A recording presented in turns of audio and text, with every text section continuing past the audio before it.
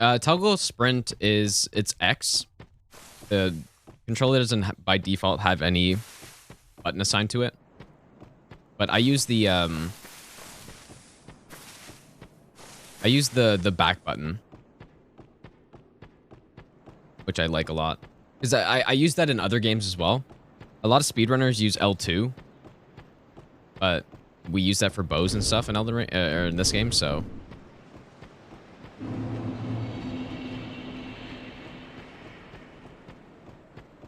Yeah, in the other games as well, I have it set up so when I hit the back button, it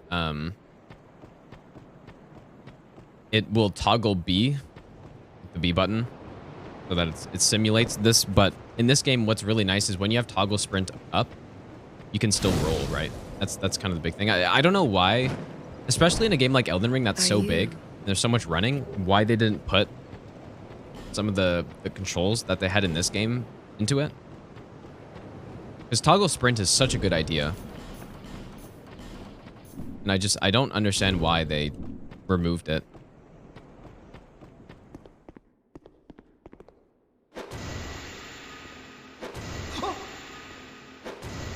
Curses upon you, nothing.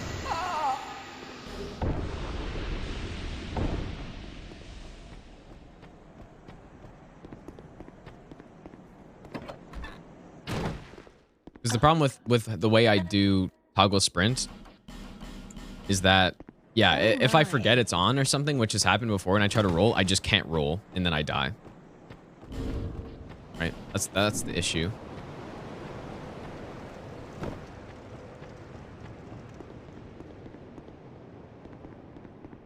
Yeah, toggle sprint is the icon that is showing up under the stamina bar.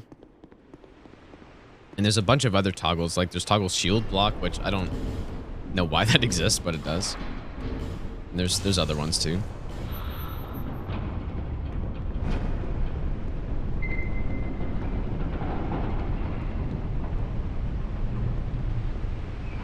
And also is how you can sprint in menu in this game. It's the only way that's possible.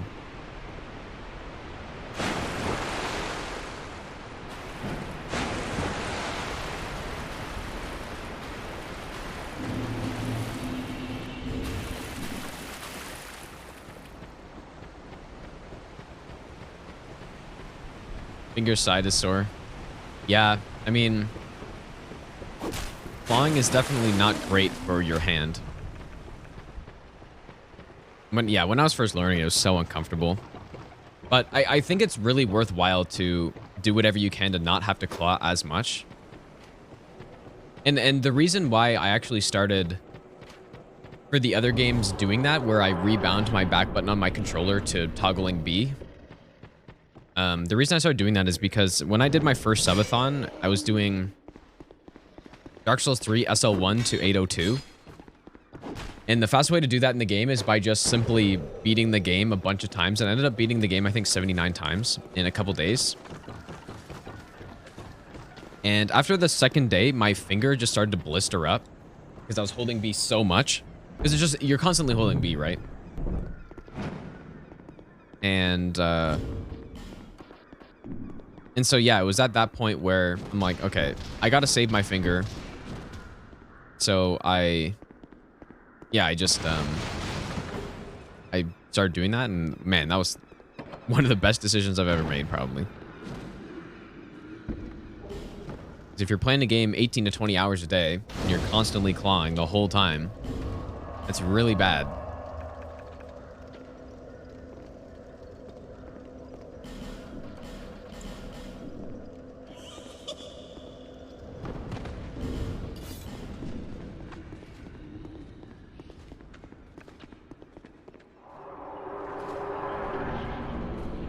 It's also, in this game, you can use toggle sprint. A lot of people, what ends up happening to them, I've seen this with a lot of DS2 runners, or especially multi-game runners when they're playing DS2, is when they're opening a door, they cancel the door opening or going into the fog gate or something, and then they actually end up getting hit or whatever. And that happens because they're pressing B. They're trying to sprint too early when they're opening the door. But if you use toggle sprint, that can't happen, basically. So you can have toggle sprint on while going through a fog gate like this, for example, and then you'll come out sprinting right away. But if I were to press B right now to try to sprint, then it would take me out of the animation. And then, yeah, so.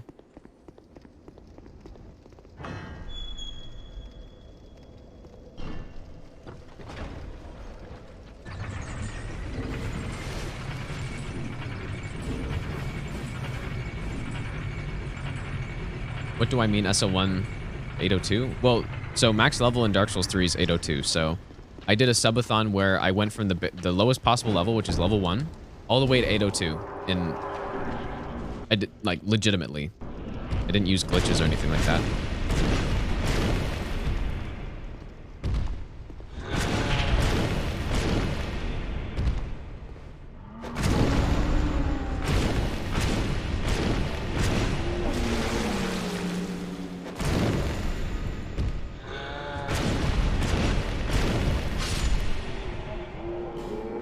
No, it wasn't in one. It wasn't in one NG. It was on one character though, obviously. But no, we ended up. The run finished on NG plus 79, I think. So I did 79 playthroughs of Dark Souls 3.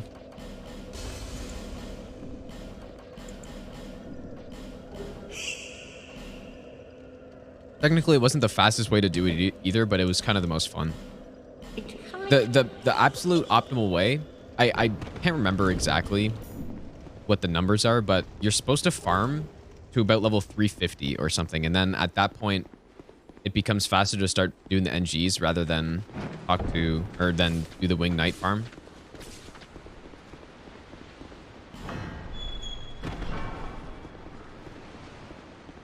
But yeah, I didn't do that because, I mean, farming's so boring, dude.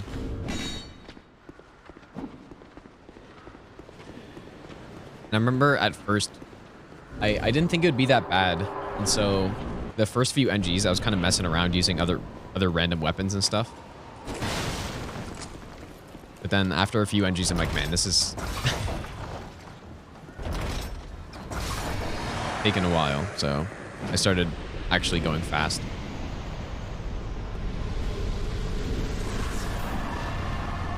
If you don't get hit, wait. Know that you don't get hit if you stayed on Radagon's face? Really?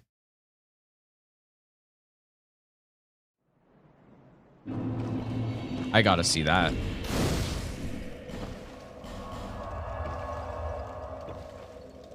Yeah, I was just beating the game because the reason why I did that, it's not because of the souls that the bosses drop. It's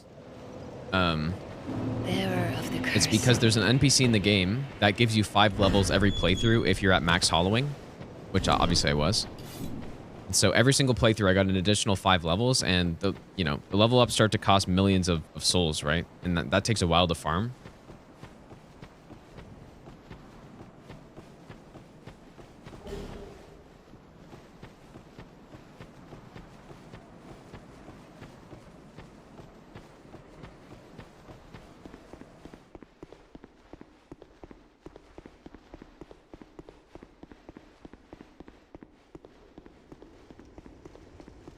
What time is it, you guys? This is probably, what, 7 o'clock?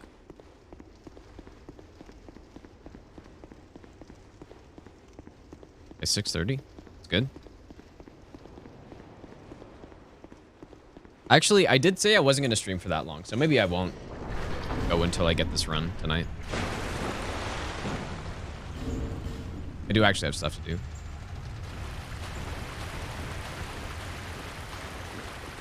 Or I could just simplify it and get this run right now.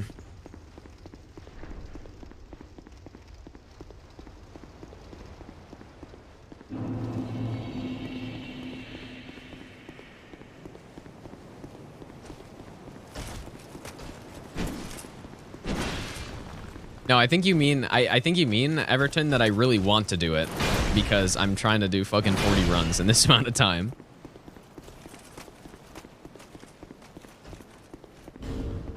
But yeah, I don't know.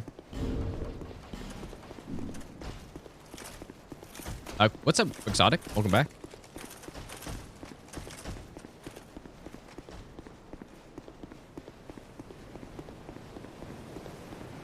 I'm really excited for next round of Vomit, you guys. Ahmed has been more fun now that it's clinched, you know? It's kind of fun to watch it and not have to worry about what's going on.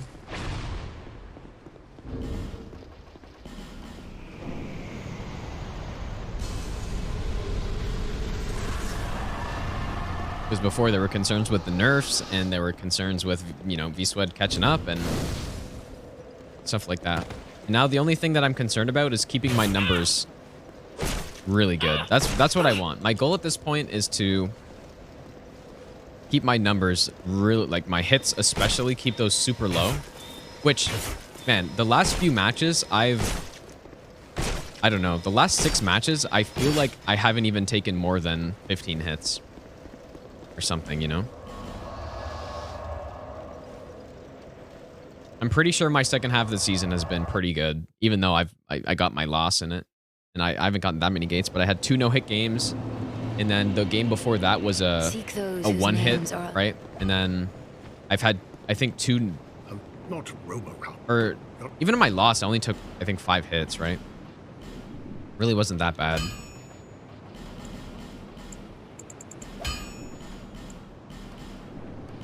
And then what else? Yeah. I think it's been 2 games in a row now where I've taken 2 hits. Is that correct? Against Ain, I think I took 2 hits, and now I take 2 hits here. I mean, and I'm you know, I'm likely to get the bonus point now as well. Again, hitting 70 points would be really cool, and getting that bonus point here would be pretty big for that.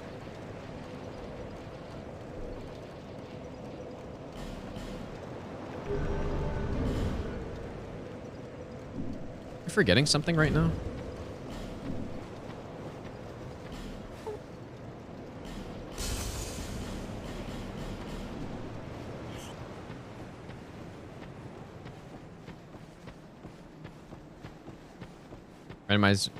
Randomized fog gates work in Elden Ring? I don't know. It would be cool to have something similar, right? It definitely would be cool to have the same thing. But it may have to change slightly. I don't know.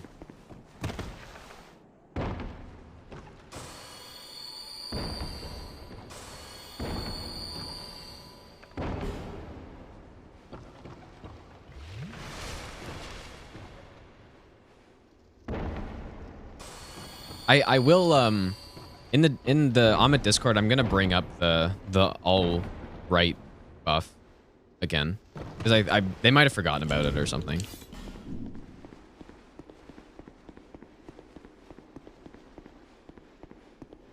And I really would like all right to be good so that I can use it against people.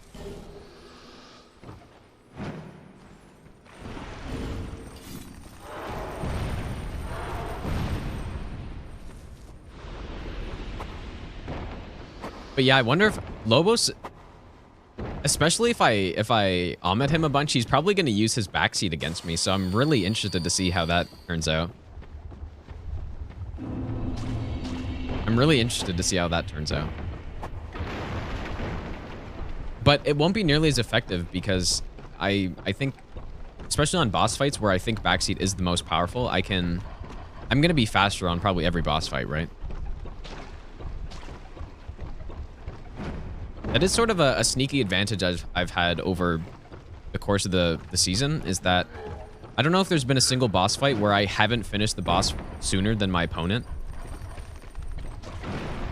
Which, I mean,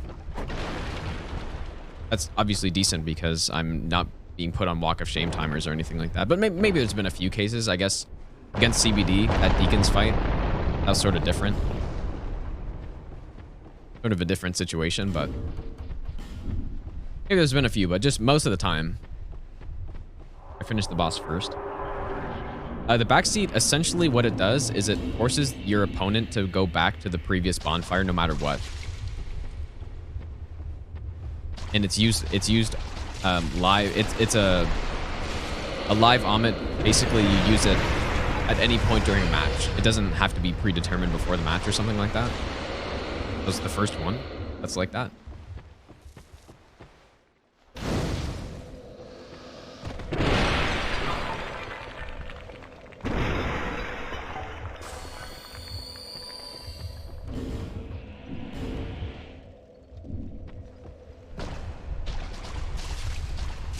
How much easier the Rotten is when we get to kill him with the rapier, dude.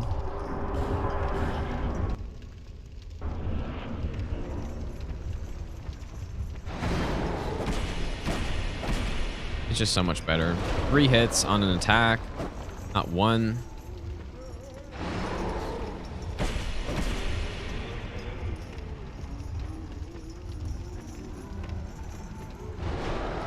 But yeah, for people who aren't aware, what I suggested for buffing All Right, because All Right is unquestionably the worst Amit.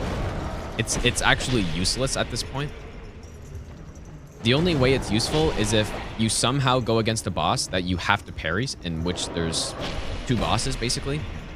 Actually, you know what would have been funny? If I used All Right against Bree in our match on that Pontiff Gate, that would have been a huge... That would have been borderline an impossible fight for her. Could have used it, dude. But yeah, there's 2 bosses, Champion Gundyr and Pontiff, and honestly, if you have the damage, they're not a concern at all. Even if you can't parry. So, you know, it only makes a difference on 2 boss fights at this point, and the only other way that the Amit can be useful is basically if you somehow, if you get a build where one-handing it makes it either impossible to use or way worse to use.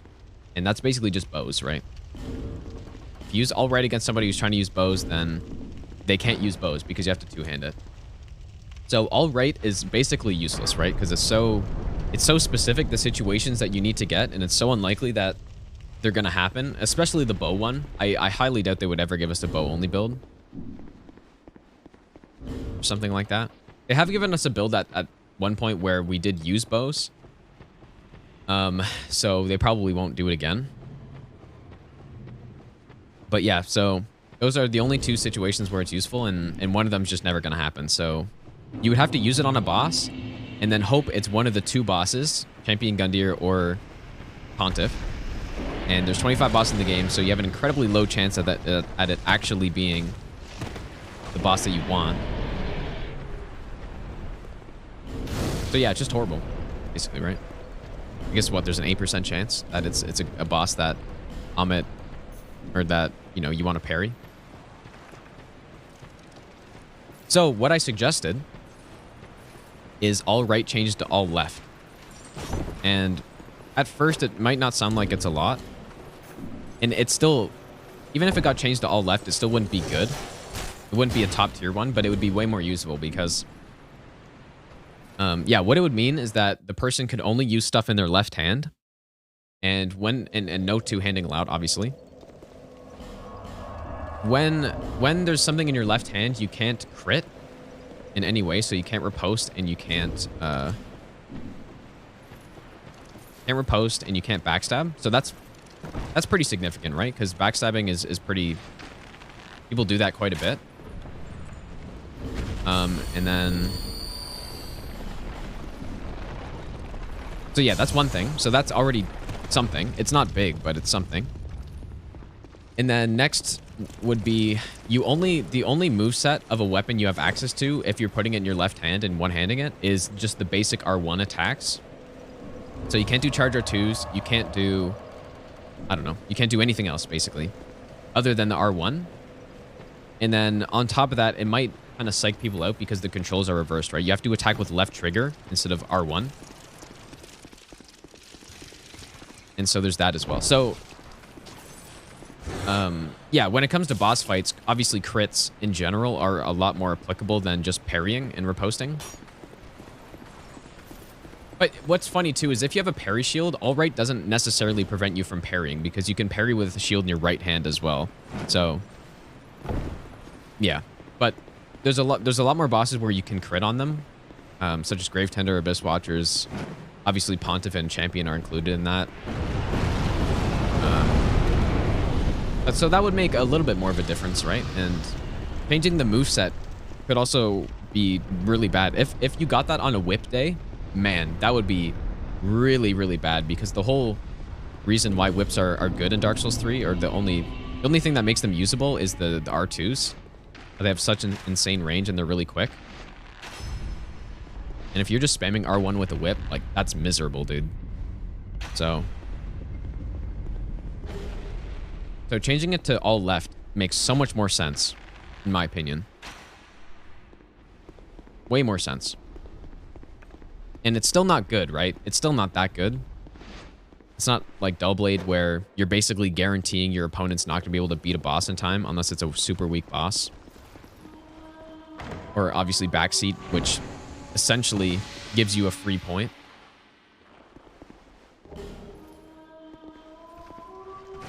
But it's good enough to a point where, yeah, Frida as well. It's good enough to a point where it's actually worth using, because there shouldn't be omits that aren't worth using, I think. And all right is not worth using in any situation, basically.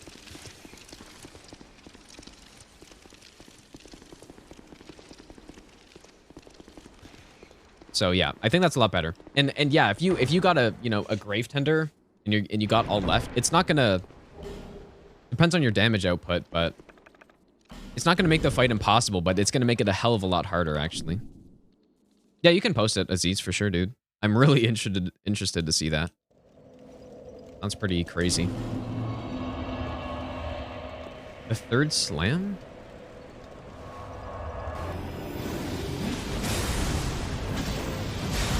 Oh, What the hell? Not gonna lie, I thought you were gonna do the iframe roll and then say that that it just didn't have a hitbox or something.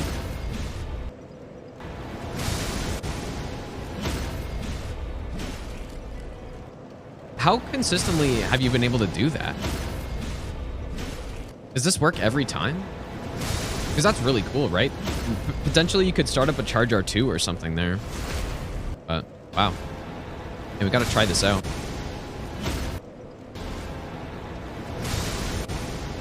That's really interesting. It's very interesting. Yeah, Aziz actually is a total Chad, dude. 100%. All right, let's yeah,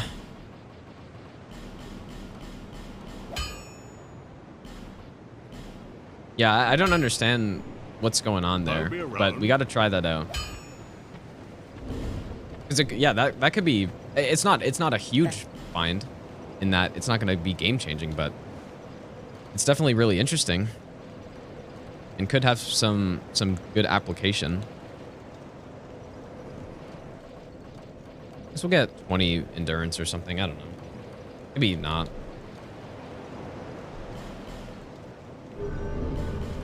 Holding the weapon? I don't know. Next time I'm playing Elden Ring, we'll try it out. See what you can do with it, if it actually is consistent and stuff. But that's cool. It's kind of an awkward attack sometimes if you're, I don't know,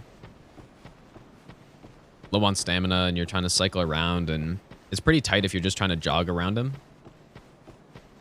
So if you could just sit in front of him and keep your stamina and stuff.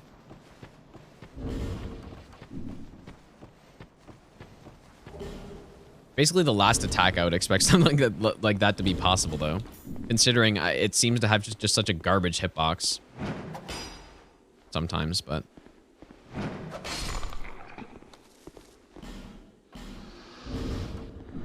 You know, sometimes you're behind him and or it feels like you're behind him and it still gets you, but...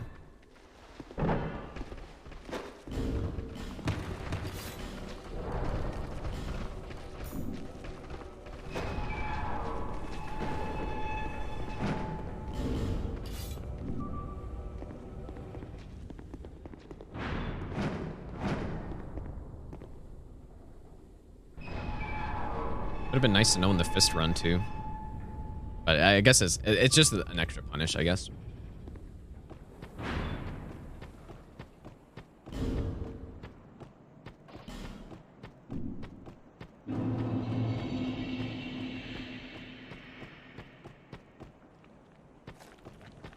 Yeah, we could just do the whole game +4, man. I don't know. Just do Rune Sentinels. This weapon absolutely smokes Rune Sentinels, dude. And they're a much simpler boss with high damage compared to Najka, especially.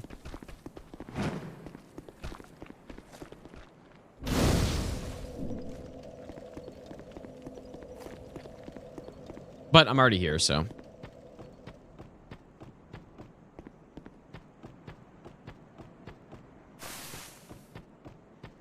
Lands on you with AoE.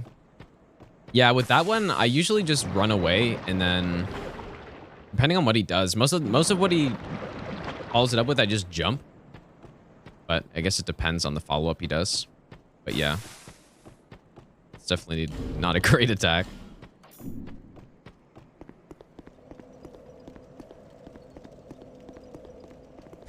What's up, Paletto?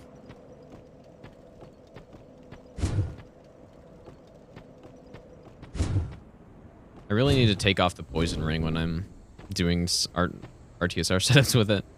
It's so annoying.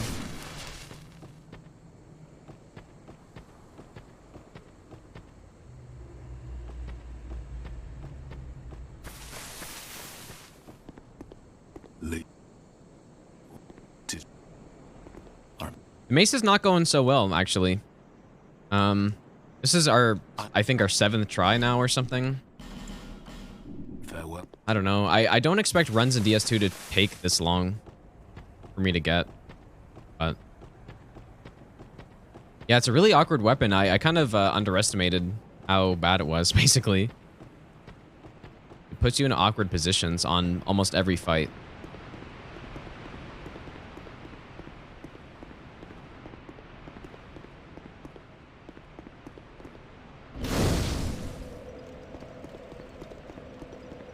Yeah, not feeling super confident right now, but... Well, I did say that, but I'm probably gonna go back on that if I don't get it in the next few tries, though. Because, like I said, I do have stuff to do tonight, so...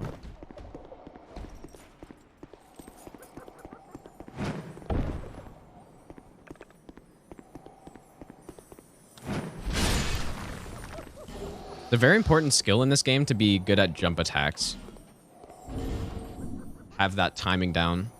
Because you can't just sprint and hit R2 in this game like you can in Dark Souls 3.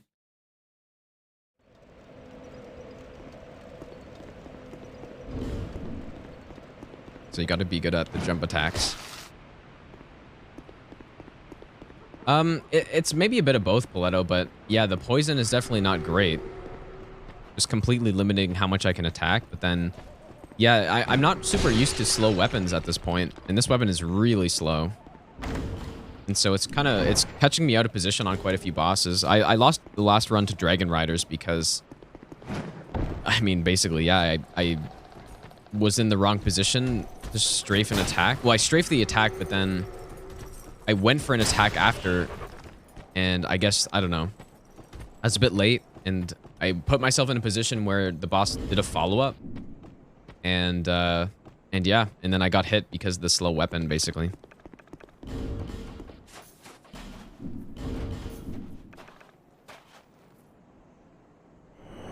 So I guess it's less the poison and more just I'm not used to the moveset at this point.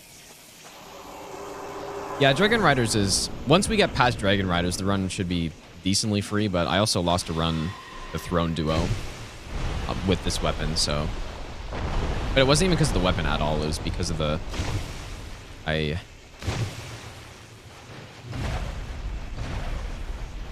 rolled off the cliff, somehow. Like on a really weird RNG fight.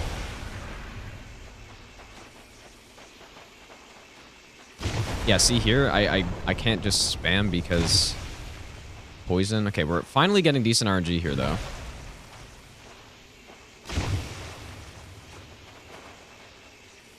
Yeah, finally a good Notchka fight. Every other time she's jumped away from me.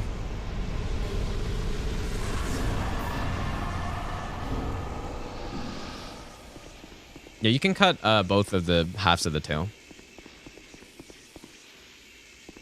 Really like tail cuts, actually. I don't know why they took them away in Dark Souls 3.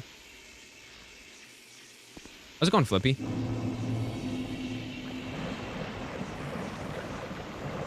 Yeah, you can climb onto her back. Last time I did it, she literally fucking bucked me right off, and then she instantly went underground, and I got hit by it. I don't know why that happened. Because I've done it in other situations where you get on the back, and then you can just bow her down. She doesn't do anything. But she jumped to the side, and then... Oh, there's no... How did he aggro there, dude? Why is this happening?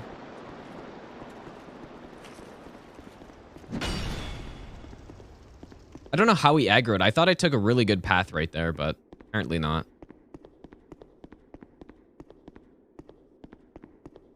I literally hugged the dude. Worst Souls game? Probably not. I would definitely say it's not. There's things that are really bad about it, though. Like fucking annoying shitty lizards. That's pretty annoying, but at least we know what to do this time.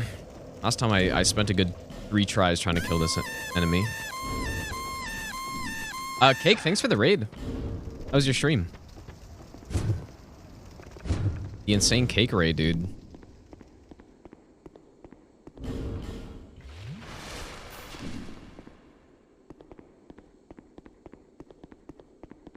Man, the new shoutout is so much better than it used to be. The old shoutout was so bad. Or I guess there wasn't even really an old shoutout, right? Because the old shoutout didn't do anything other than whatever you made the command to do.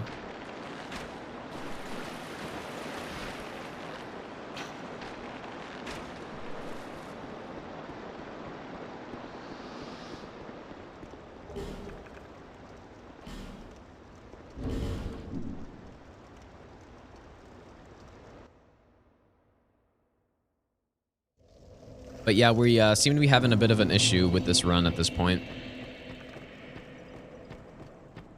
Why do I have 2 skulls right now? Oh, never mind. I totally forgot about the next skull throw after this one.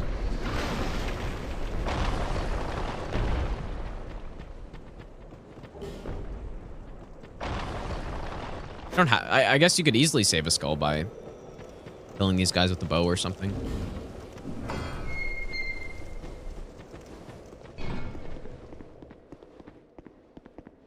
Yeah, that's true, Flippy. It's nice to have both, but it's cool that you can follow the channel directly from the shout out, right? And randomly select. No, there's if you do exclamation mark request, you can see all the runs that were selected for me to do by viewers with channel points is how they were requested. It's closed right now for this challenge for obvious reasons.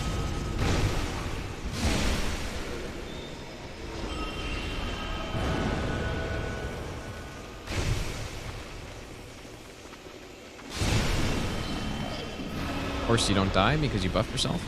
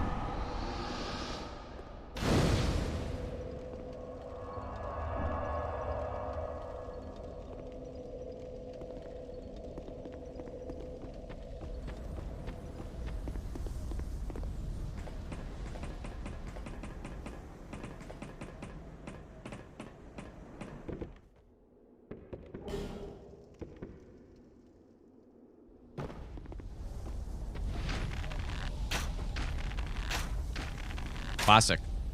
Classic right there, dude. That's a classic PS2 moment. Oh yeah, and of course those didn't hit. Unreal.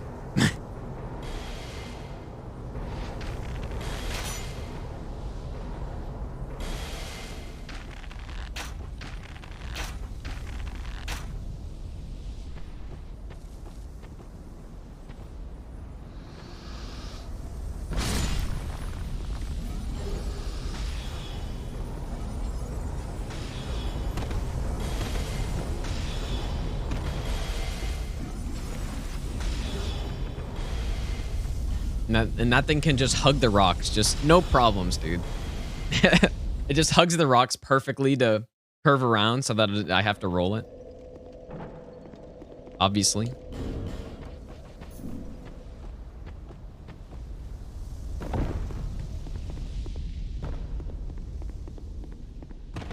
It is interesting in this game, though, how some of the... I mean, every single game has good and bad hitboxes, but this game in particular has so many really just crisp hitboxes on boss fights and stuff, but then, you know, some of the actual, like, meshes for the terrain is so bad. And I don't know, maybe it's, I don't know, maybe it's the arrows that are really big or something. Maybe the arrows are really big. Not that all the boss hitboxes are really good. There's some just completely atrocious ones, but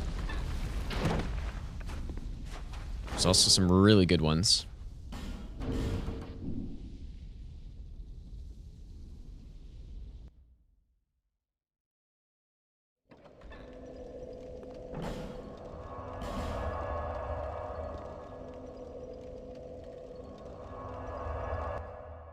Yeah, I don't know.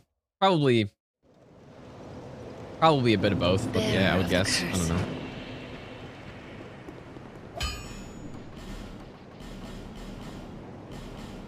PS3 definitely improved a lot in that department, though. I don't know about Bloodborne so much, but in fact, on during Ahmet practice yesterday, there was a little gap through a window that I was trying to hit a hollow through with that spear weapon art. And I really just did not expect it to connect, but it did somehow. And I was like, holy shit, that's pretty good, dude. That's not bad. I totally expected it to just hit the, you know, hit the wall, even though it shouldn't have. But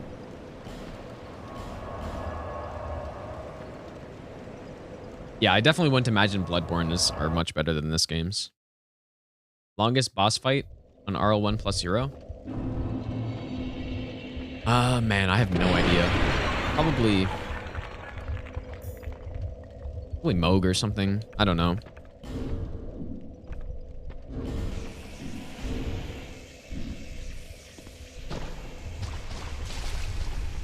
Nice waste of a resin right there.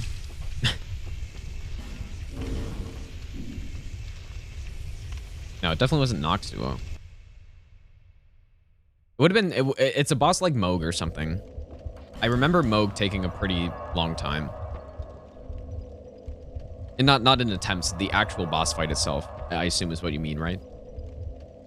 Moog was definitely up there, but even then, I don't know. Nothing was really too long. I can't remember any super long fights, because the damage isn't that bad. Especially when you're stunning bosses constantly.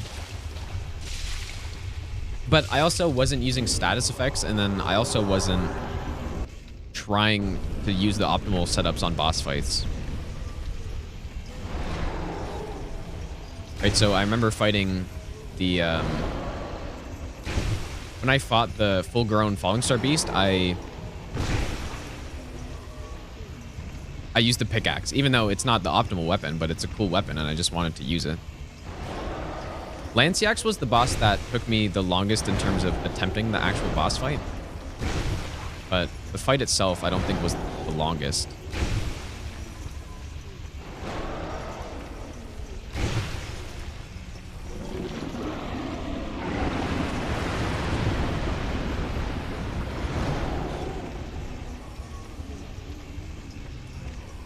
Really feels bad when I take a swing and miss, because every swing is so important with this weapon.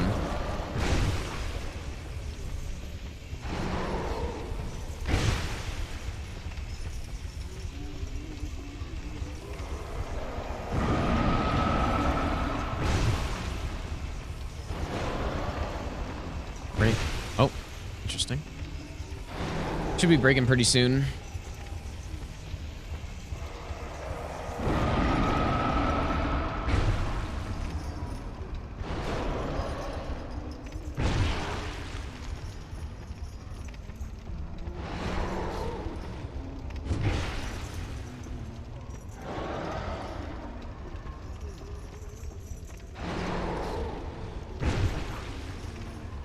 It is one thing I find interesting that people pick on the hitbox in Dark Souls 2 so much, because I've seen in people that make those really long videos shitting on Dark Souls 2. I've seen, like, one of the main points is that the hitboxes are bad in this game, and I don't know. I think you'd just be incorrect if you said that the hitboxes didn't improve through each game that they've made. Like, the hitboxes that FromSoft has in their games has improved drastically over time. And I would say that, I guess I don't have as much experience in Dark Souls 1, but I would very confidently say that the hitboxes in this game are far better than Dark Souls 1, even though every single one of the games has bad ones and good ones. And even Elden Ring has some just totally atrocious ones that I've noticed. And there's a lot of different types of bad hitboxes as well, which people don't consider. There's bad hitboxes where something doesn't actually, or the hitbox doesn't seem to match up with whatever's hitting you properly, which is, you know, I can think of a lot of cases in, you know, a few of the FromSoft games where it's like that. Probably the most egregious one is the one specific giant attack, the Gulch Giants, where they have that slam and the weapon just won't even come close to you, but it'll hit you. And there's examples of those types in basically every FromSoft game.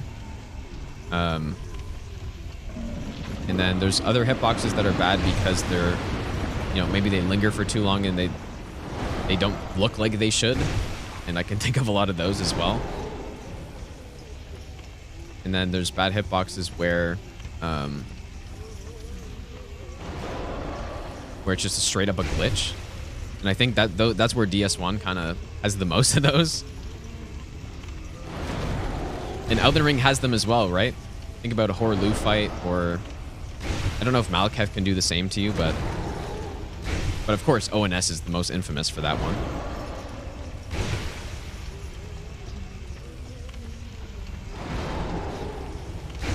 But yeah, I definitely think that DS2 gets unfairly picked on for that, despite having just better hitboxes than Dark Souls 1.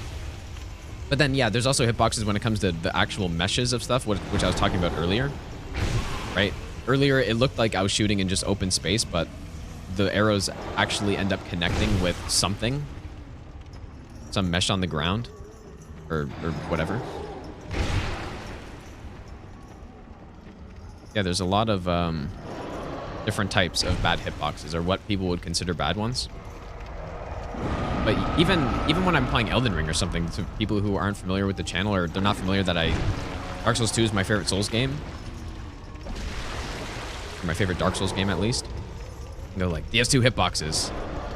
And I always kind of look at them a bit weird, but yeah, that's just what everybody always says, right?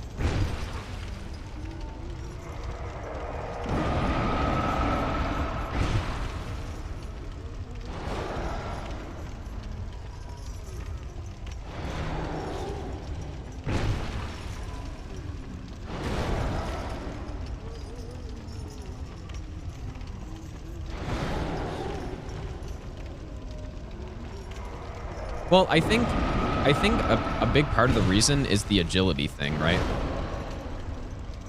I think that's probably a big part of it, where somebody rolls an attack. And how often do people blame the game when something bad happens? All the time. I mean, even people that are extremely experienced, right? Or maybe people who are extremely experienced are the most likely to blame the game when something wrong happens. Or somebody who's done, I don't know, 20 playthroughs of the game and then they misroll something. It's like, oh, I rolled, or oh, what a bad hitbox or something. But but I think it's probably a lot of part due to agility. And you roll an attack and you don't have as many iframes, and then it just looks horrible, right? You're mid-roll and you get hit.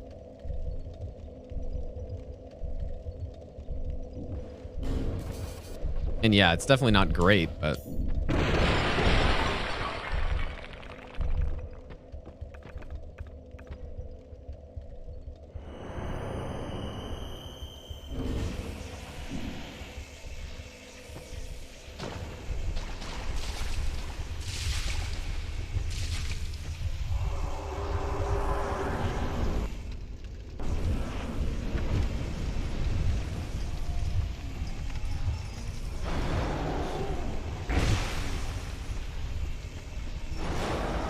Is the hardest Souls game? I wouldn't say it's the hardest Souls game, probably.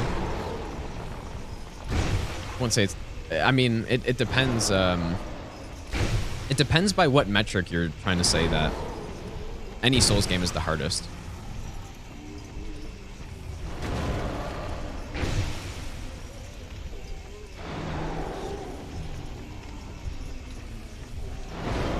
And what sort of your baseline is, because you need a baseline to actually have an objective comparison of which one's the hardest.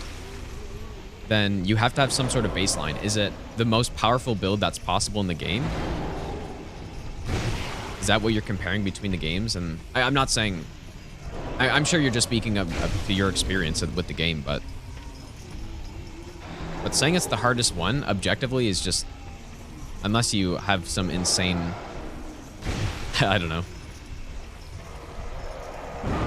It would be really hard to actually figure out which one's the hardest one.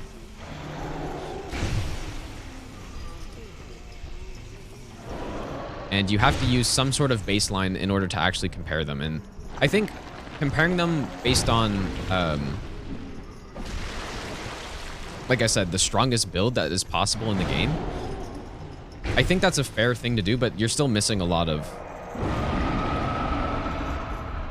possibilities, right? Because nobody's going to get the strongest build on their first playthrough.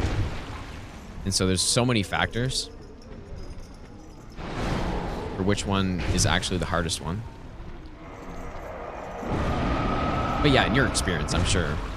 If you're saying that it's the hardest one, then I'm assuming you're going off of your experience with the game.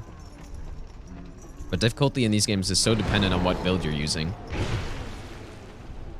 That's why so many people have different opinions on which one's the hardest, and then having just general Souls experience actually does play a small role as well.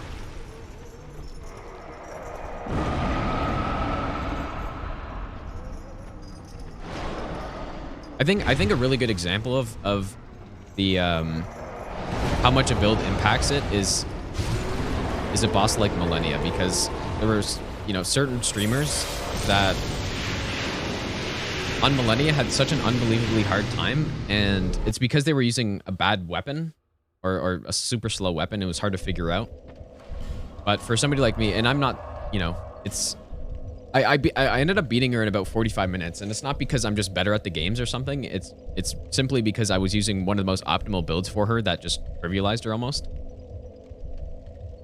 And so a boss like that, I could be like, yeah, I only spent 45 minutes. She's an easy boss, but the other people who spent 30 hours on her would have a way different experience. And it's not because, again, it's not because I'm just better. It's because I was using basically the optimal build. And I didn't have to learn her moveset basically at all. I was just Bloodhound step away from everything. So... And yeah, and so I think if someone were to say that Elden Ring's the easiest FromSoft game, that there's a legitimate case for that. Oops. Because of the amount of possibilities for builds and how strong you can get in that game. Did I don't think I beat Margit first try.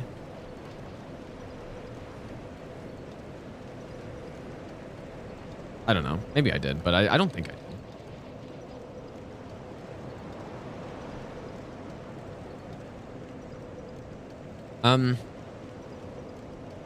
I don't know. I actually don't know, Shogun. Difficult compared to what?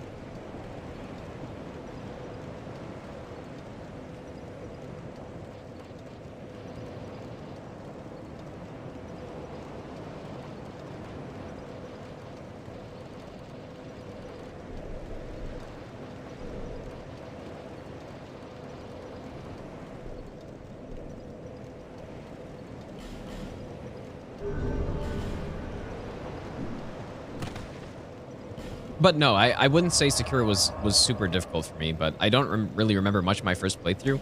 I do remember Ishim was really hard for me, though. I spent a good 3 hours on that fight, I think, my first time. Which I think is the longest I've spent on a Souls boss since my first playthrough of Dark Souls 3. But yeah, I mean, in my experience, Dark Souls 3 was by far the hardest Souls game, but it's because it was my first one.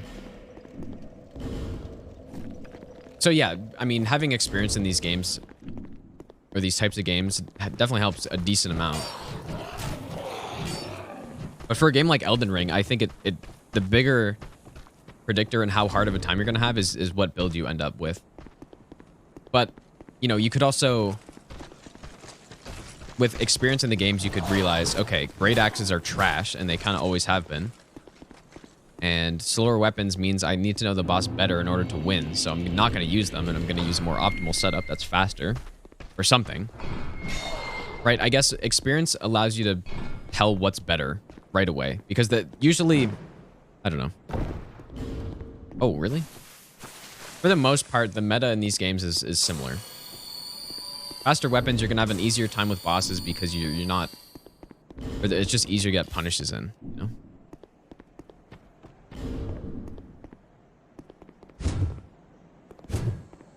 Oh yeah, I do remember that actually, Arm. Yeah, maybe it was something like that.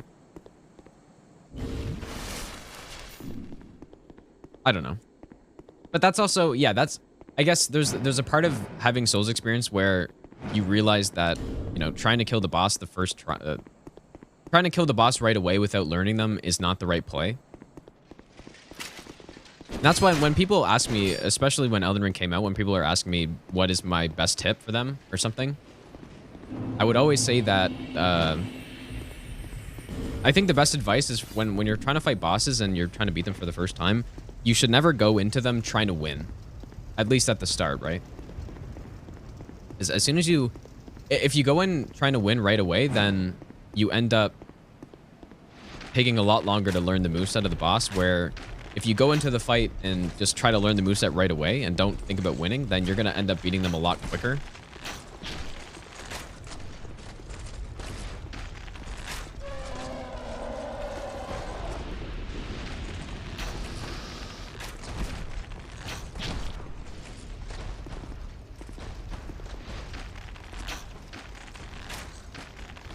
But yeah, I would say Sekiro, I mean, there's a lot of things in Sekiro that are really easy to do because of the blocking and stuff, right? But I honestly hardly remember my first playthrough of Sekiro. I kind of did rush through it because I was so... I was really trying to rush into the challenge runs, which I wouldn't do nowadays, but at the time, that's what I wanted to do.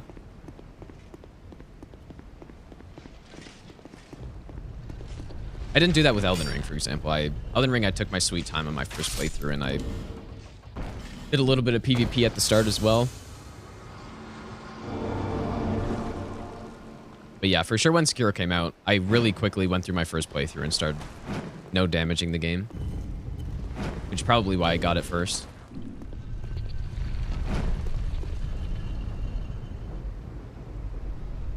No, my first... I never blocked, actually, Aziz. My first playthrough build was the Flamberge and the Dark Hand.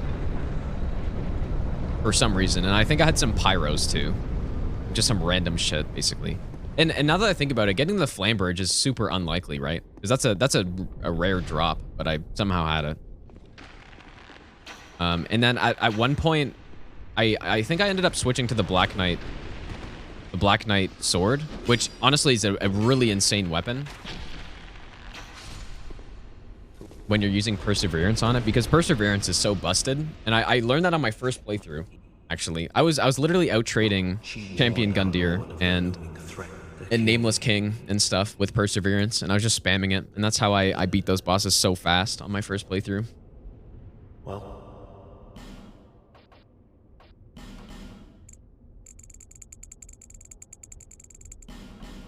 I remember my first playthrough, I think I first tried Nameless King and Champion Gundyr. And it's all because of Perseverance. It's such a busted weapon art, dude. Even for PvE, it's so underrated. PvP, people use it all the time. But in PvE, Super underrated.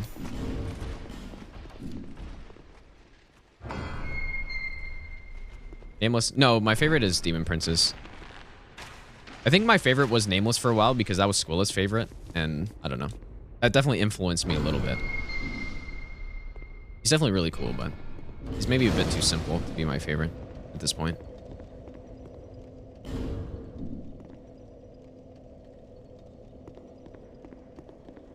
Yeah, Udek, dude. Udek's Gundyr took me so fucking long, man. He took me so many hours to beat on my first playthrough. I can't really remember Vort or anything, but I remember spending so much time on Gundyr, and I thought the game was legitimately cheating. I thought it was just looking at my inputs and in determining when to attack based on when I roll and stuff. Because he just kept roll catching me and I just kept dying. I like Gale a lot from a design perspective in the cinematics and stuff, but again, I think he might be a little too simple, but I don't know. I still, Gale is, I think I put Gale as my second or third favorite boss in the game, so.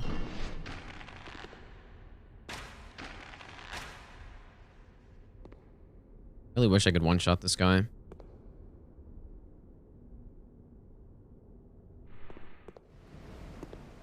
But yeah, maybe Gale's not too simple and it's just, I don't know. Oh. Damn it, dude.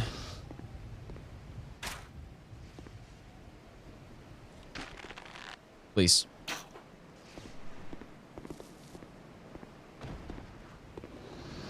Yeah, I kind of forgot where we actually were here. I'm on such autopilot, dude. That's what happens when I play these games at this point. DS2 and DS3, I'm just on such autopilot. I don't know why I rolled that.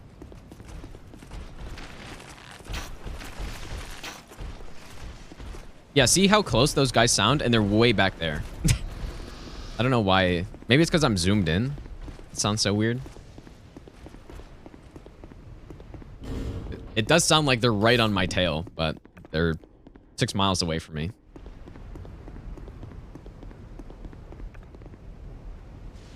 Who's my favorite FromSoft? Oh, you're talking to Plato. Never mind.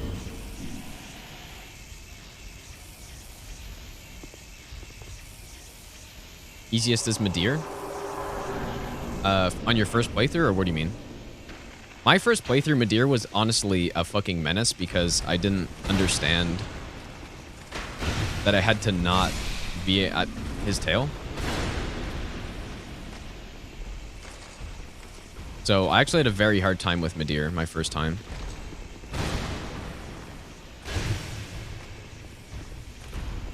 Just sitting at his tail all day long. But yeah, of course, Midir, I would say, is one of the easiest bosses in the entire game at this point.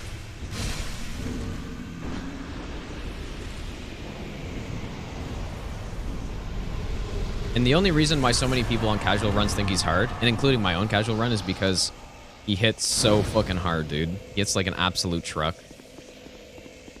And when bosses hit hard, casual players have a harder time. Or first playthrough people have a harder time. Which makes a lot of sense, right? If you're dying faster, you have less time to learn the moves. Or if you're dying faster, you have less time to actually kill the boss. Especially when you're trading stuff. But yeah, Midir was the first dragon that I ever fought against in a Souls game, right? So I didn't understand that. Because almost every single dragon fight in Souls games just hit the head. I guess I fought Nameless King though, but that one's a bit different because there's no way you're trying to attack the feet on that one. Understood that pretty quickly, but with Midir, I don't know. It didn't register that I was supposed to attack his head.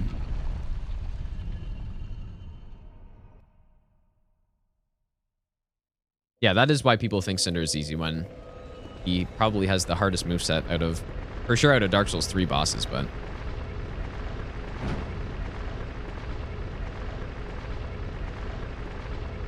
Yeah, I do remember spending a good 3 to 4 hours on Midir in like several days because I kept trying to attack his tail, and I remember searching up strategies and stuff and seeing on fucking Fextra Life probably that Pestilent Mist was good. And I'm pretty sure I tried that.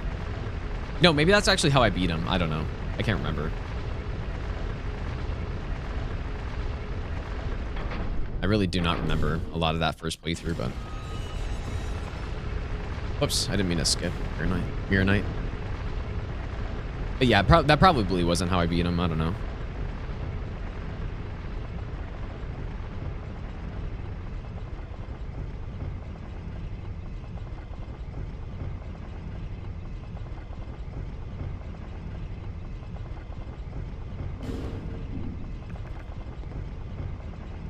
So we've got 6 bright bugs left. I'm gonna use 1 here. And I guess, probably just for the remaining 5 bosses and skip Demon of Song. I have not played Demon Soul Zimmer, no.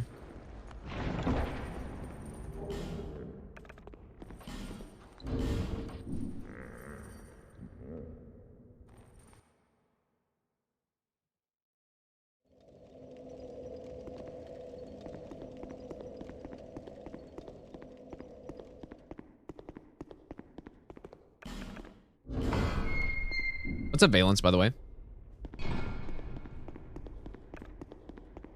Make out in 3 challenge? Yeah, I mean, I can't imagine it would take me that long to no-hit the game, right?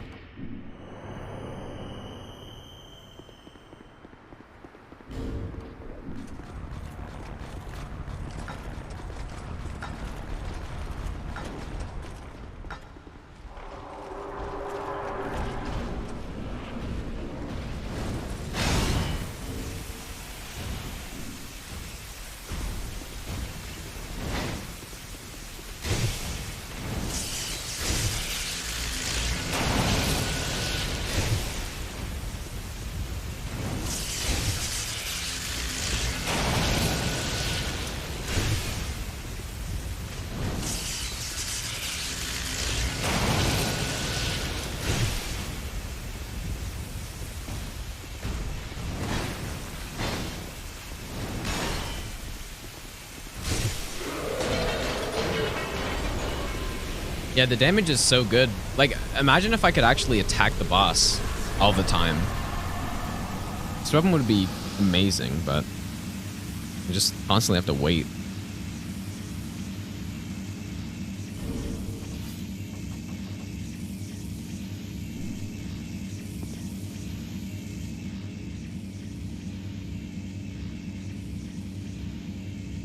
Horlu is really cool. I like Horlu a lot, except I don't know. I kind of don't... I prefer the fight when he only has the rocks instead of the full AoE stomp, because then you can strafe a lot more. So... I don't think I like the big stomps, even though they're cool, but it's sort of annoying.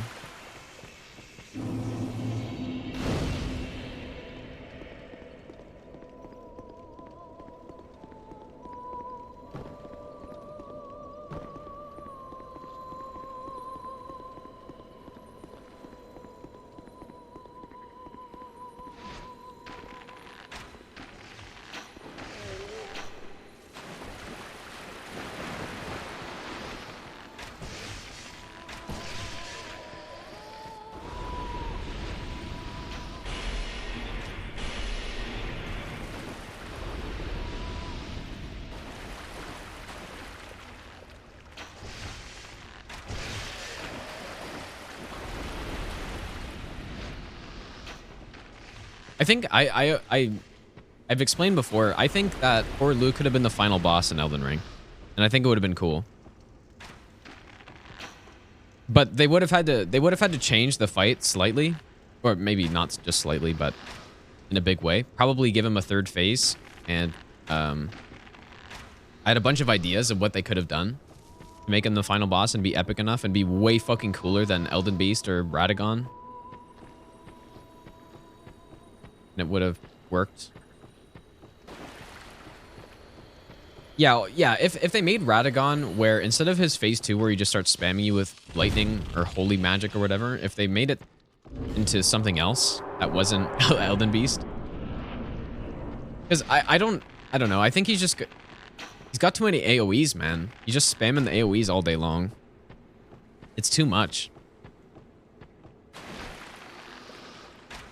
And it's to a point you can't really just jump everything either. Or you can, but then you get smacked out of midair. So it's got a little bit too much spam, I think. But almost anything would have been better than Elden Beast, I think.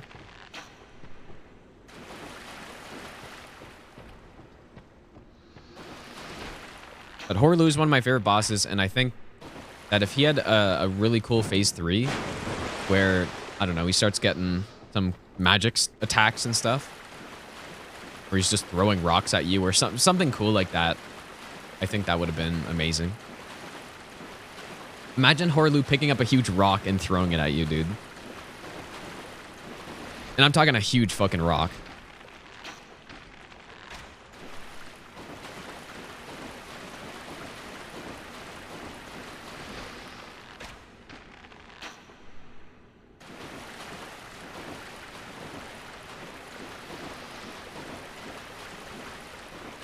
No, I mean he's got a big animation where he just rips a rock out of the ground.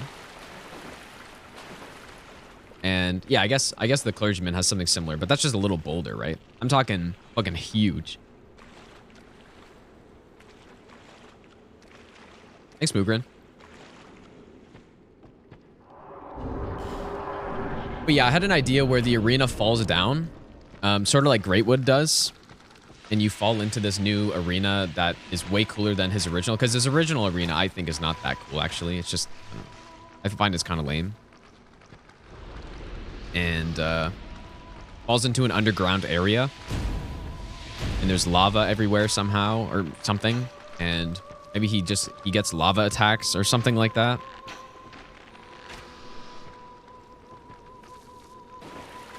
Starts picking up rocks. He becomes an earthbender, dude. With lava.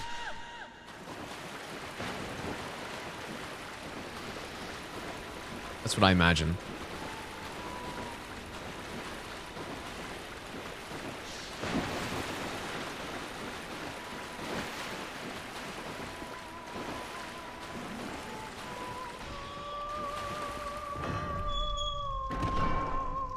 Well, I like the appearance of Margot's Arena. The environment and stuff is really cool, but yeah, I mean,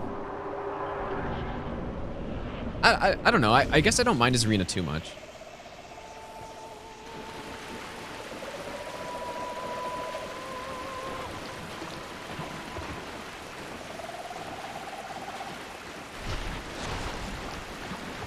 I like Millennia's arena too.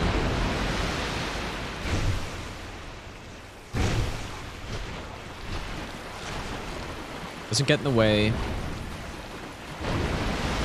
One thing I guess I don't like is that there's a bunch of big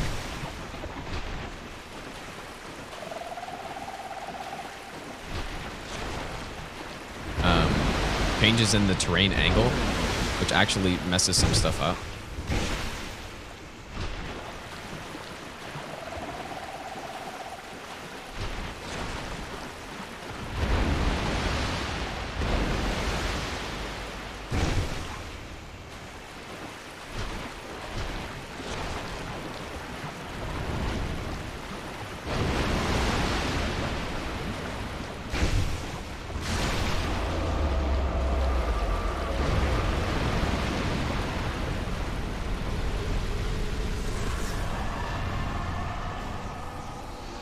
While he opens his face at the beginning?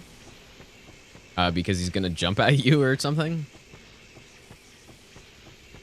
Or I don't know what you mean.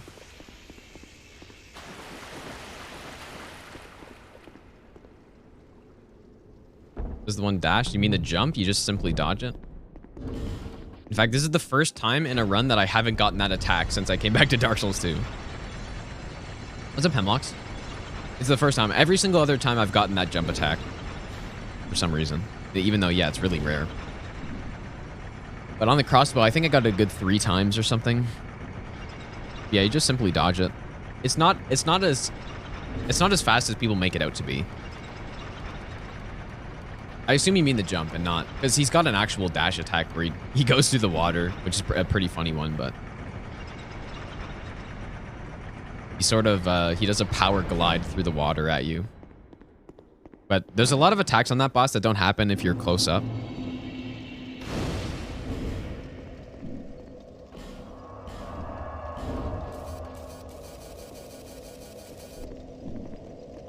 There's also a water attack that can happen if you're far away that I've seen people get hit by pretty often.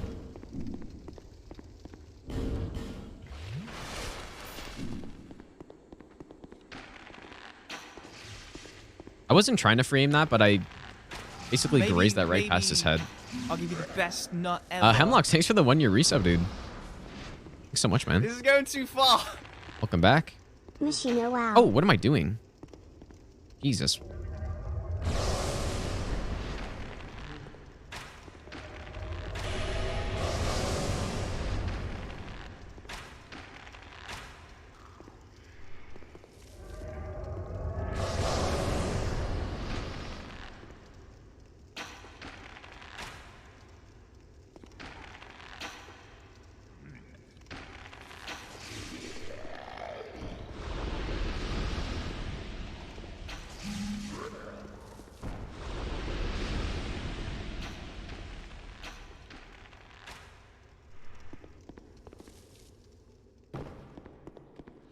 Best Dorito. Oh man, I don't even know. I very rarely eat Doritos, I think. Even though I like them. Hold. Human. Light. I have no idea. Even just the original is pretty good.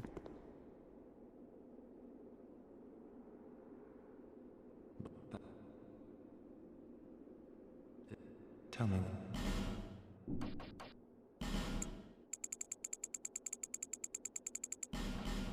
Farewell.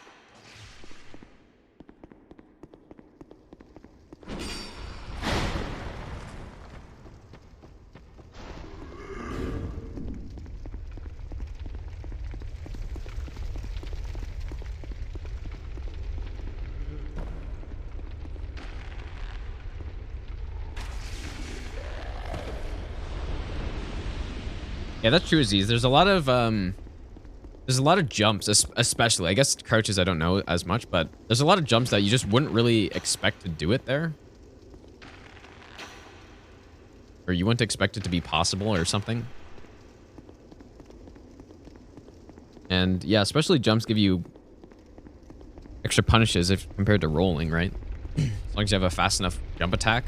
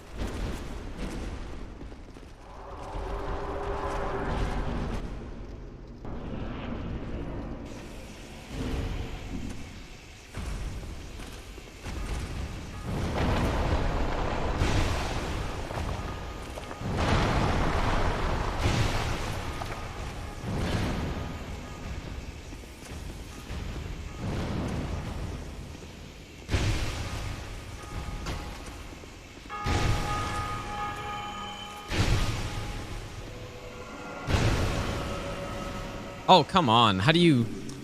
That's so annoying.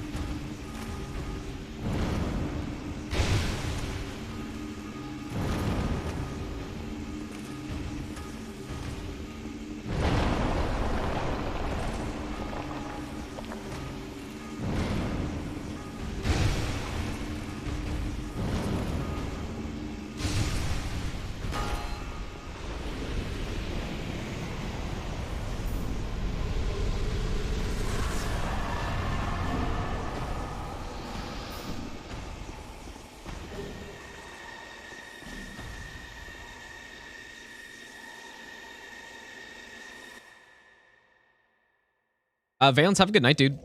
Thanks for stopping by, man.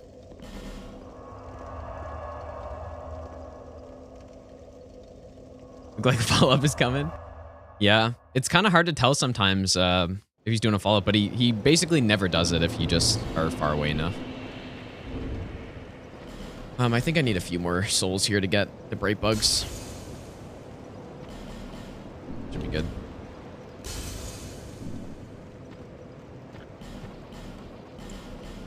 Thanks.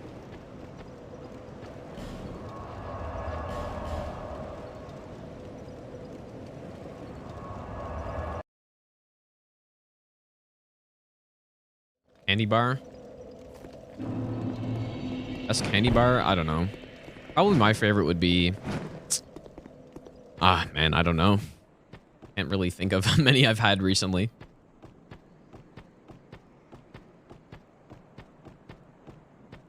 I guess probably Kit Kat, dude. I don't know. What's your thing in China? I don't know. Probably. Well, actually, maybe it's not. I have no idea. Pineapple go on pizza? I don't know. I don't know. I would never do it. I would never choose to have it on it, but I don't really mind if it is on it. It's funny, actually. One time, Dino, there's a big miscommunication one time with Dino, where somebody, I think Arm sent me a clip of Dino dying right after somebody asked him if he likes pineapple pizza. And he was like shouting no. And so I made a joke to him when he came into my chat the next day. And I'm like, wow, you really don't like pineapple pizza, huh? But then he thought that I was actually saying that, that I was like upset that he didn't like pineapple pizza or something. But I was just referring to the clip where he died. I don't know. Big miscommunication, dude. And then, yeah, because I went into his stream the next day and he was talking about how I called him out for not liking pineapple pizza. I'm like, I just went with it because I don't know. That's not actually what I was saying. It was pretty funny. I was just poking fun at him for dying like that right after somebody said, yeah, it was that one.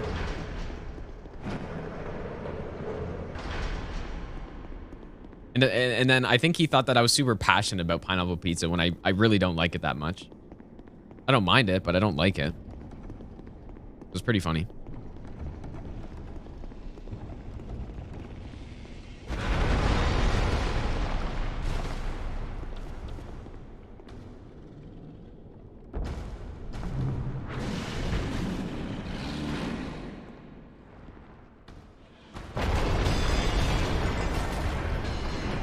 This is actually one of the tougher bosses with this weapon, I'd say. Because normally you just like to poke his leg a bunch of times, but we obviously can't.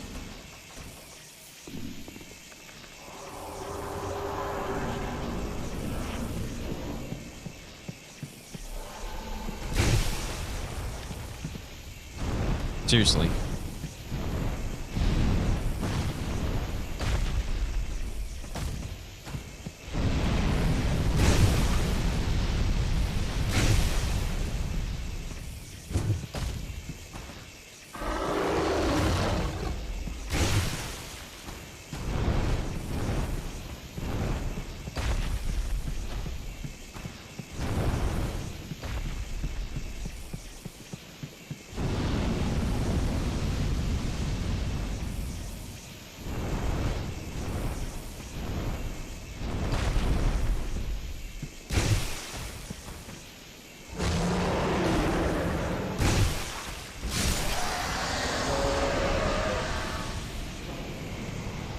Surprised he did that on the opening somehow, because if you do that properly, actually there is about I think a 20% chance that he still flies back or something.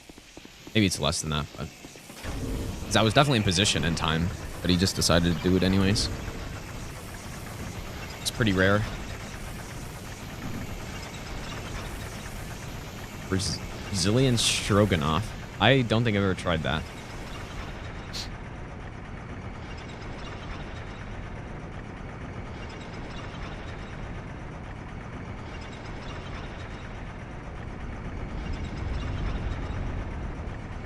Oh. Okay.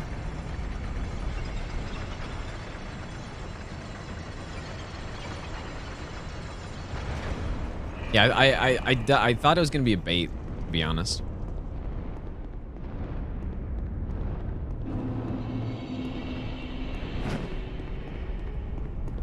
I don't think I have any Shogun, dude. I don't really watch movies too often.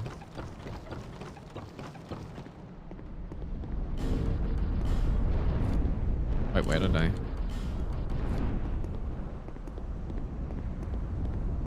Oh yeah, somebody came into the chat when during Ahmed, I think maybe, and they said, "Are you Italian?" I don't think you really look Italian. Maybe more Scottish or something like that.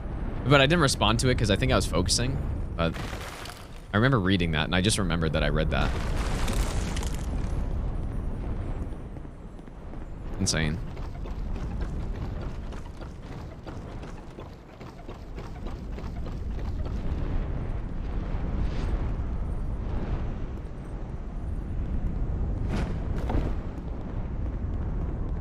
Oh, was it you, Gongsho? But yeah, no, my actual name is not Gino, though.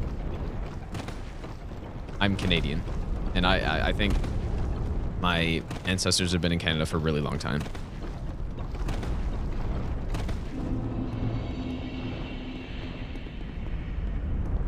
Although I think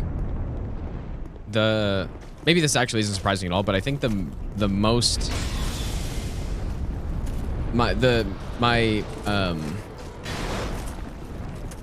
I guess the last country in my family tree that how do I even say this, dude? It's just so hard to say. But basically, Russia was the last time my family was not in Canada, and that would have been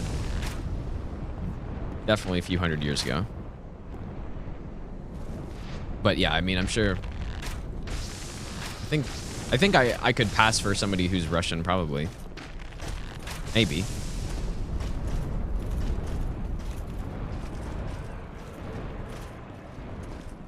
Because I have heard a lot of people tell me that I do look like I'm Asian or something.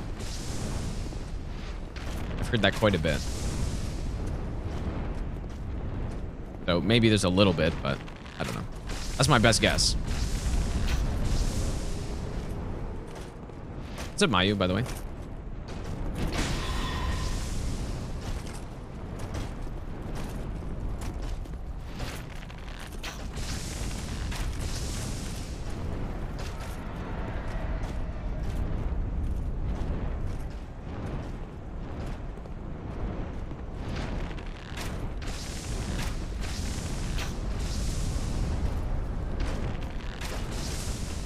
My parents' favorite pizza place. No.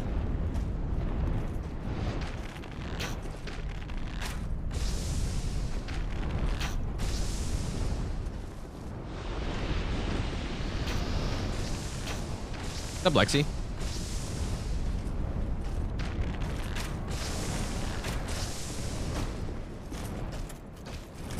Oh, here we go.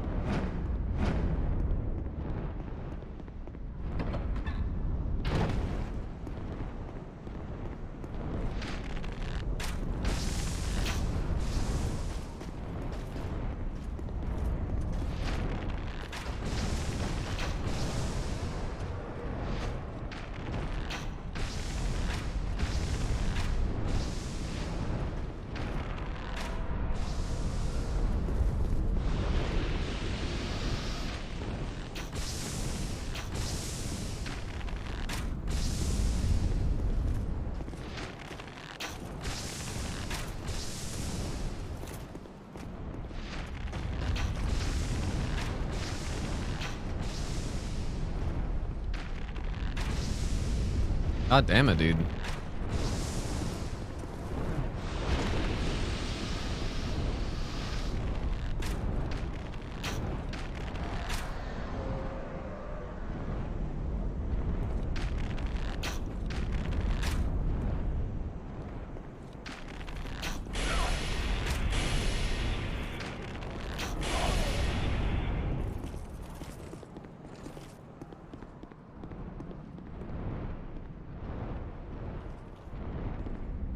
What's going, Poe? Maybe. How have you been? I'll give you the best. And nut Atlas, ever. thanks for the 2-month resub. Welcome back. This is going too far. Thanks so much.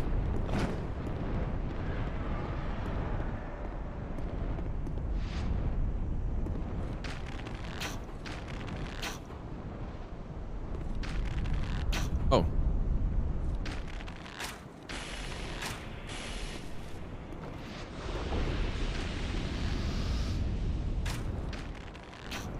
I'm in Ottawa, Gong Show.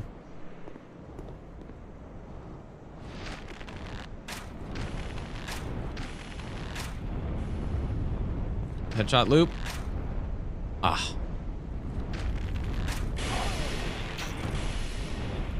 Oh yeah, that's pretty close, Gong Show.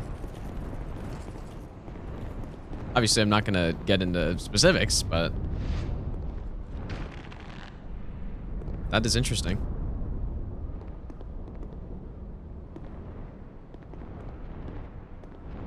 Considering I'm very close to that.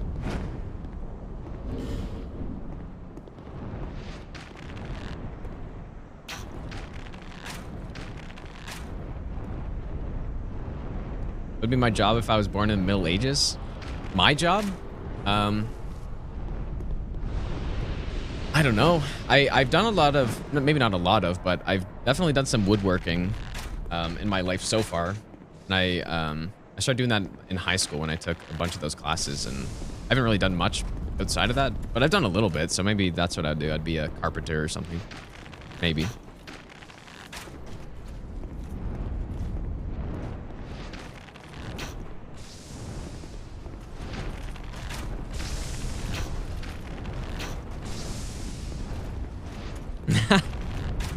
Yeah.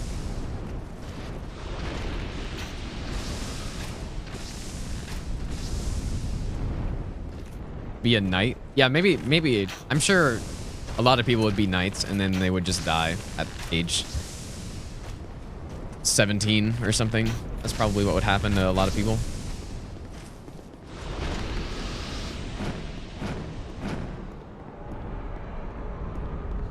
Yeah, farm, yeah, for sure. Yeah, that's yeah, I guess just statistically that's the most likely for sure. Have like a fucking potato farm or something.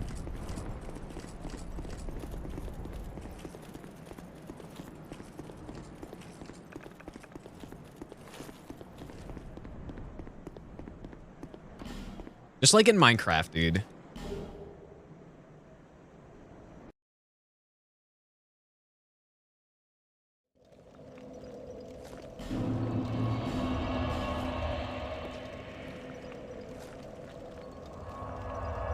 Be a prostitute? That would be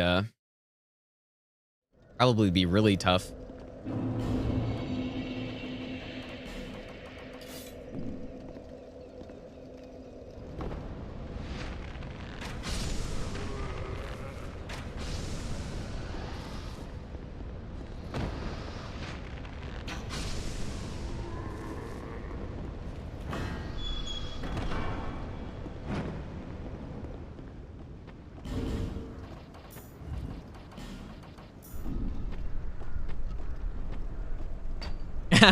You have a mandate from heaven, dude. Yeah, I'm the second coming, and then just simply cruise your way until you get crucified or something.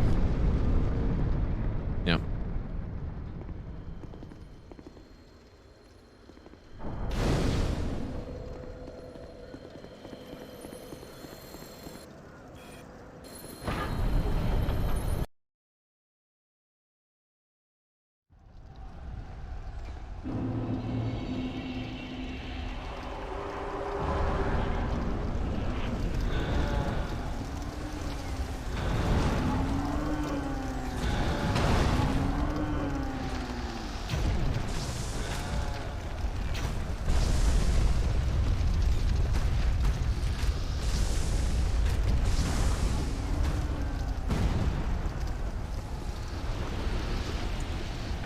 Dude, I thought one of those guys was still alive.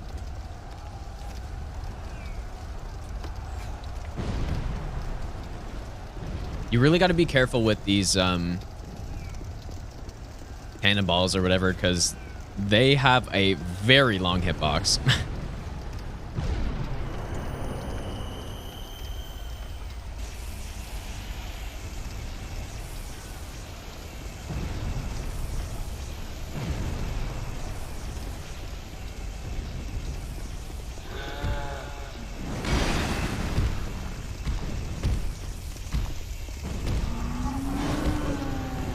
I don't even know what he just did right there.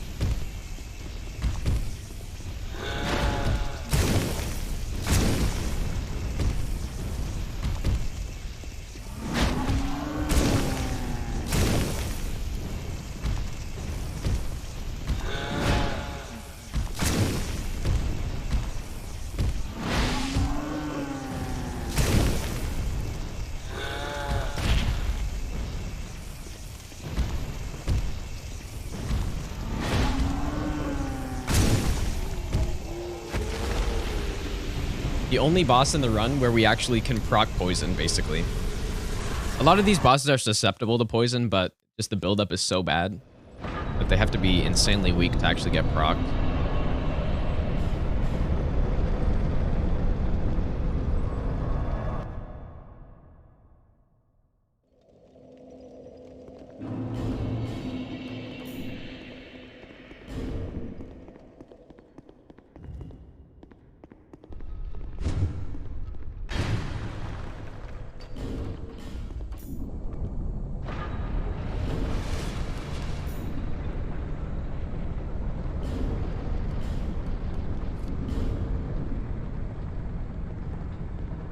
What's up, Mad King?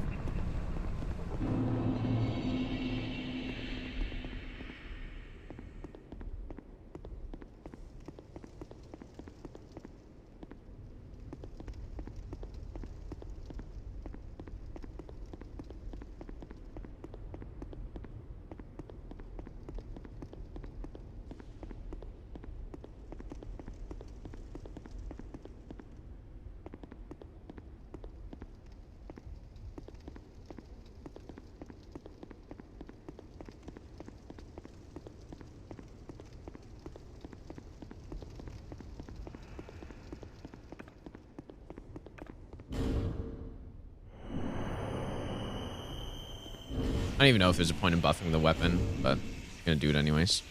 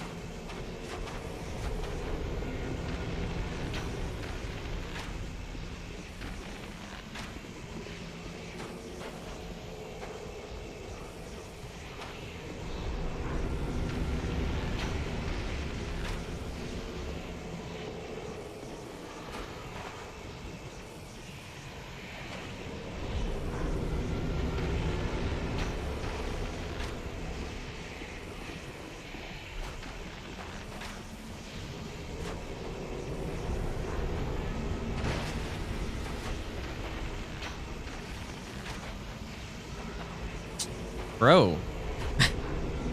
I would like to use the weapon. You would just come closer to me.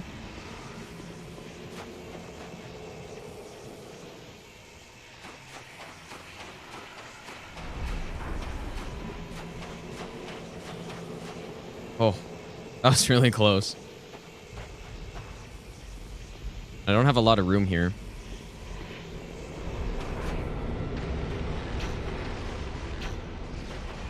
I really do not have a lot of room here.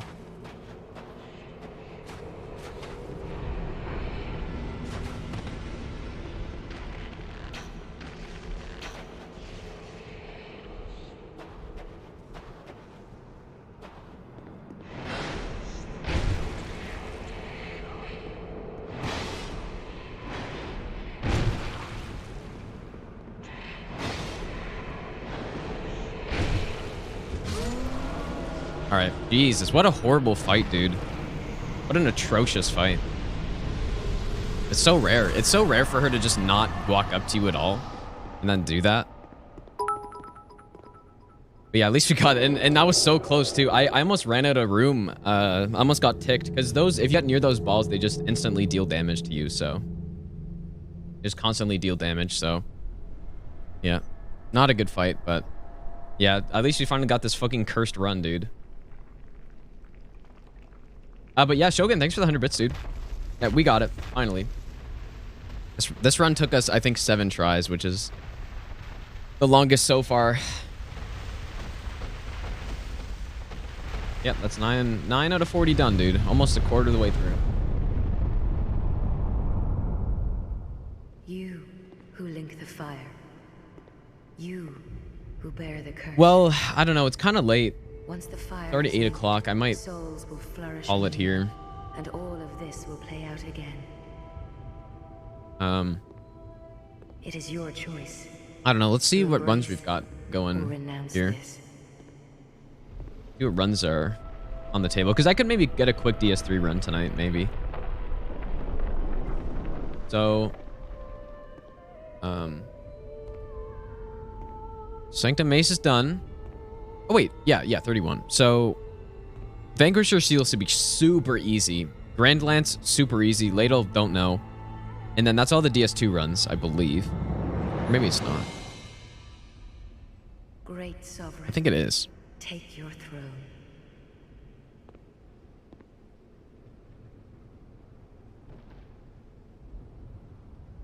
Yeah, what's the next DS3 run to do? DS3. Lies ahead. Whatever. So that'll be, that's one of the, one of the 40 that are not on the list. And this is another one.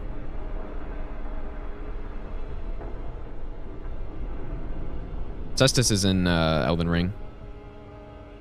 Watchdog Staff. RL1 Sorcery? What even is this? I didn't even know this was a request, dude. I'll probably just do Sorcery only for that. I'm not doing RL1